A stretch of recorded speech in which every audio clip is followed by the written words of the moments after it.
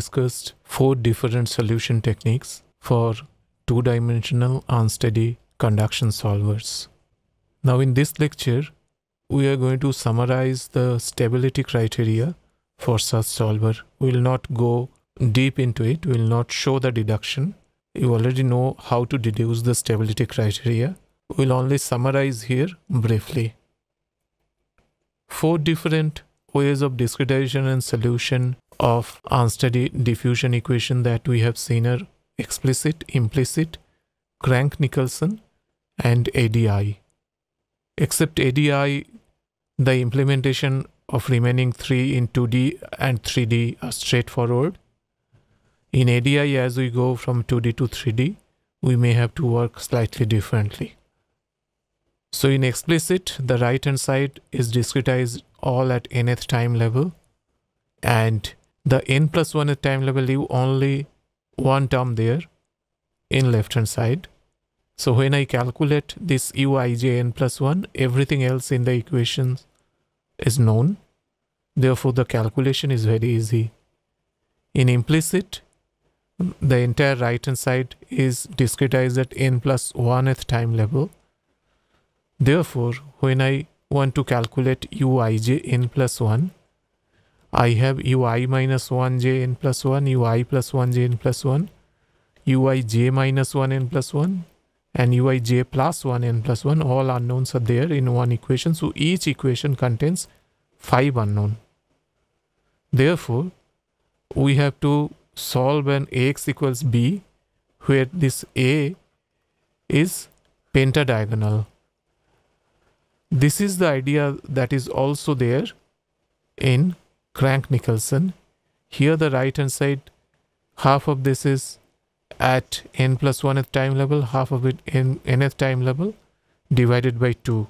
That is how we are taking. Therefore, here again, we will have pentadiagonal matrix A that we have to work on when we work on this A equals B problem. In the ADI method, of course, this is a 2-step method. So in step 1, we calculate a u n plus half, that is some intermediate step. And at that time, in step 1, we only discretize this del 2t del x2 at n plus half, del 2t del y2, we discretize at nth time level. Therefore, when I discretize this, I have only 3 terms, and here 1. This is same uij also appear here when I discretize del 2t del x2. So an equation from which I will calculate this uij n plus half, that equation will contain 3 unknown, uij, ui minus 1j, and ui plus 1j at n plus half time level. All other terms in that equation will be at previous time level, that is nth time level. Therefore, here each equation contains 3 unknown. So the matrix A is tridiagonal. Now once I calculate this n plus half time level u, I can then go back again to the same equation. I can take another half time step ahead, and I write now uij n plus 1 minus uij n plus half, but at this point these n plus half are known. So when I discretize again del 2t del x2 at n plus half, this is known. But then del 2t del y2, this is n plus 1, this is unknown. This is unknown. So once again, when I take all this n plus 1 on left hand side and remaining part right hand side, I once again get a tridiagonal matrix A for AU equals B. So I can again use this here.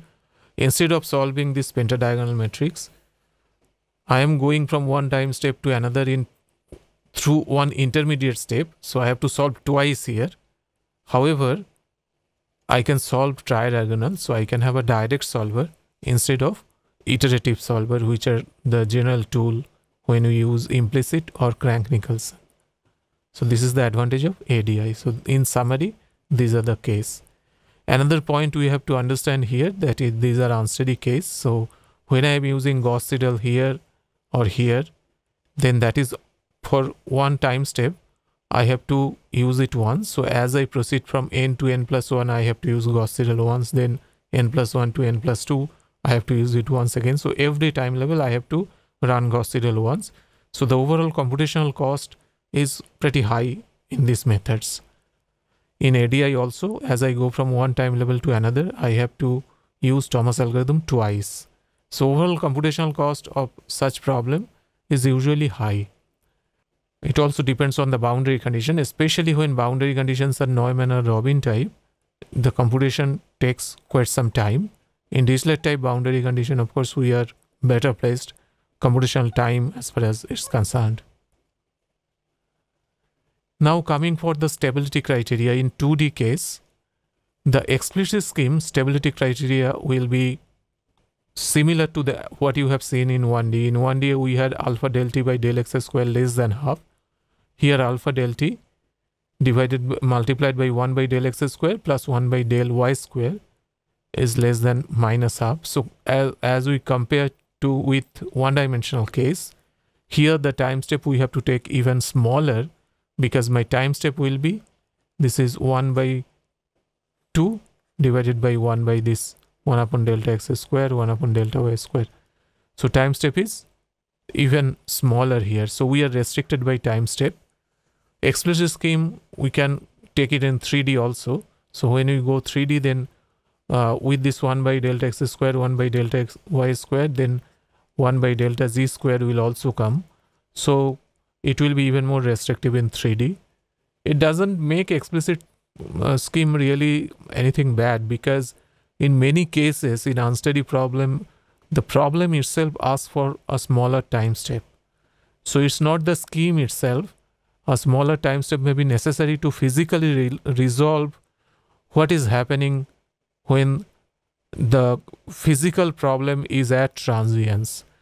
So explicit problem, even though it seems that there is a restriction here from the stability point of view, it has huge application, many application, because in many problem we need small time step.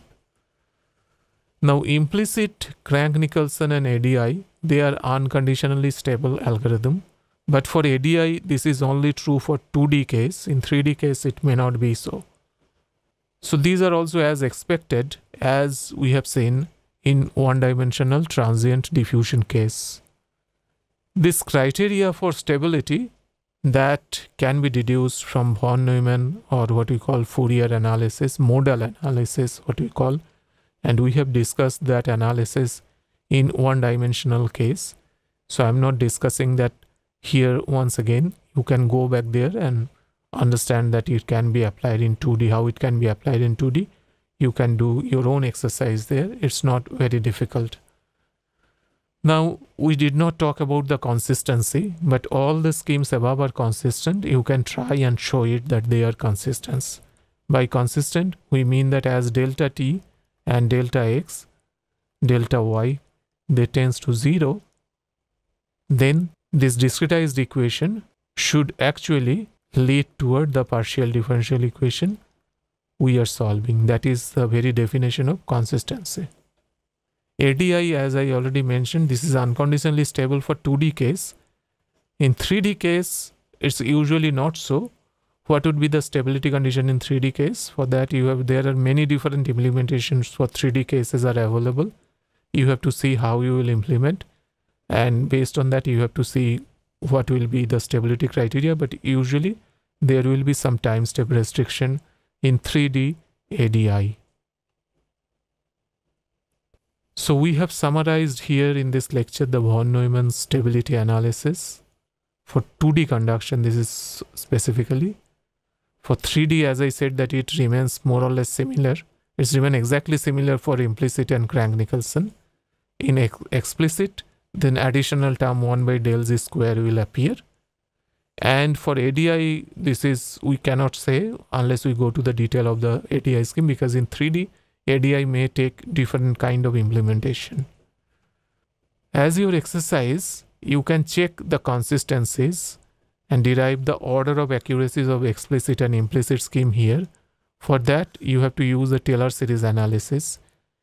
And since the unknown variable u here is a function of two space variables x and y, so you have to be doing it carefully, the Taylor series analysis. It's a slightly more involved than the one-dimensional equations.